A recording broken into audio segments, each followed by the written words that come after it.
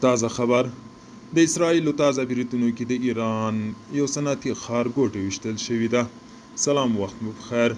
د اسرایلو په تازه برید کې د ایران رشد ته نږدې صنعتي ښارګوټی نښه شوي او په پرله پسې چاودنو غږونه اورېدل شوي دي. د ایراني رسنیو د راپورونو له مخې د اسرایلو د جمعې ورځې سهار وختي بریدونو کې د ګیلان ولایت رشد سیمه کې د سیدروس صنعتي ښارګوټی ویشتل شوې ده. سیدروس صنعتي ښارګوټی د اسرایلو ته وړاندې خلکو ته د سیمې ته داخلي امر کړی و.